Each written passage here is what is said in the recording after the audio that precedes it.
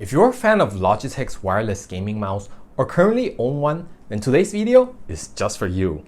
Hi, what's up everybody? I'm Edward, and in today's episode of Is It Worth Your Money series, I'm excited to present to you an RGB charging dock that can also serve as a tabletop display stand for your premium Logitech wireless mouse.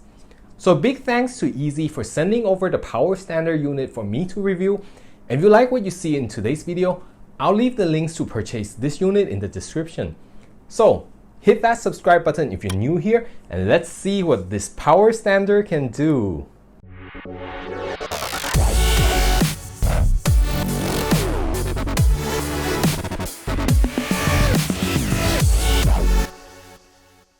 I'm not sure why Logitech never considered releasing one of these under their brand, as Razer already have their charging dock for their flagship wireless mouse.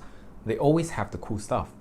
But luckily, a team of Logitech fans at EZY designed two versions of an RGB charging stand that works almost perfectly with Logitech's wireless G series gaming mouse. And the one that was sent to me is the plastic light version. So let's see what you'll get for $40. Upon opening the box, you're immediately presented with the charging stand. The unit is made from matte black ABS plastic with the bottom covered with a grippy rubber pad to prevent the unit from sliding around, and two metal contacts, one which is actually a magnet on the top of the unit. On the back of the unit, there is a USB-A port for connecting Logitech's wireless dongle, a USB-C port for connecting to your PC with the included cable, and an RGB light strip. Weighing at approximately 70 grams, the unit feels pretty sturdy with some heft to it, which is good because I wouldn't want the unit to topple over sideways whenever I put a mouse on it. And in order for your Logitech mouse to charge with the Power Stander, there is a cap piece with two contact points that you could use to replace the default cap underneath your mouse so that you won't need to remove it every time you want to charge the mouse. And it simply attaches very securely with magnets via a loud. Other contents in the box include a 6.5 feet long cable, which is nicely braided with fabric, and in my opinion is the perfect length for an accessory like this. And of course, an instructions manual that shows which models are compatible with this unit. Okay, so getting the unit to work was pretty straightforward.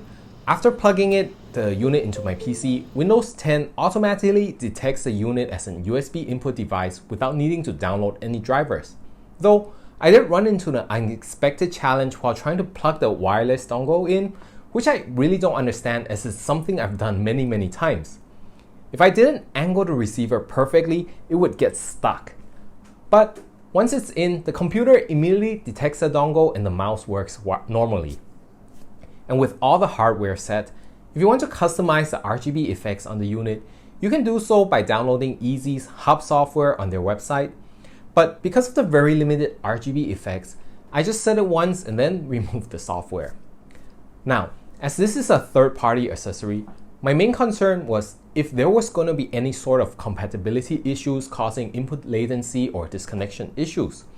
But throughout the past 2 weeks of using it, I'm glad to say that there were 0 instances of input latency or disconnection problems, so that is a good sign. As for the built-in smart charging protection feature, the EZY Power Stander will only charge the mouse to around 87 to 94% on my G Pro X Superlight, and it will vary each time. And also, if you try to charge it while your battery on your mouse is above 80%, most of the times the Stander will not charge your mouse.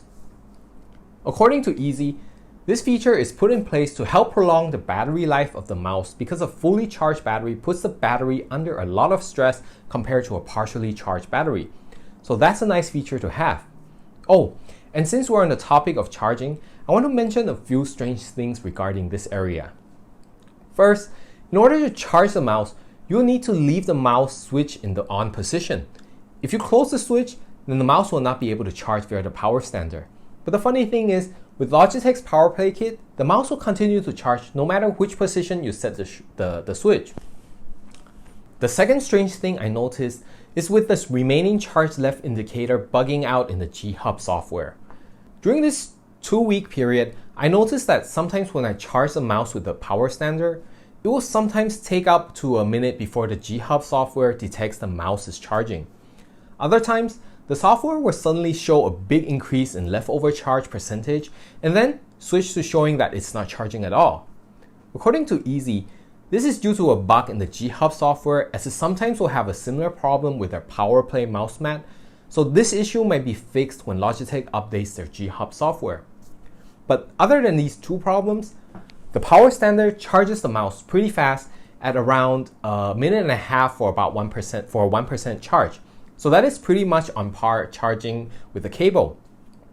And with the strong magnets holding the mouse in place, I did not have to worry of any poor connection problem like I did with the Razer's charging dock. As for what I think could be done better, it would definitely be to change the location of the RGB strip. With the current location, I could barely see any RGB goodness coming from the Power Stander even at the maximum brightness setting, making it kind of pointless.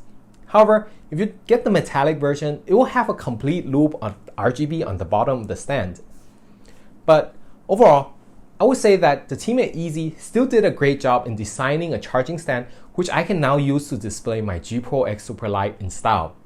And I would definitely love to see what kinds of other accessories for Logitech gaming gear they can come up with in the future. And if you guys would love to get one for yourself, the link will be in the description below. Alright, thank you guys as always for watching. If you have any questions, feel free to drop them in the comments below and I'll try my best to answer all of them. And if you guys enjoyed the video today, don't forget to hit that button as it will help this channel a lot more than you know it. And I'll see you again in the next video.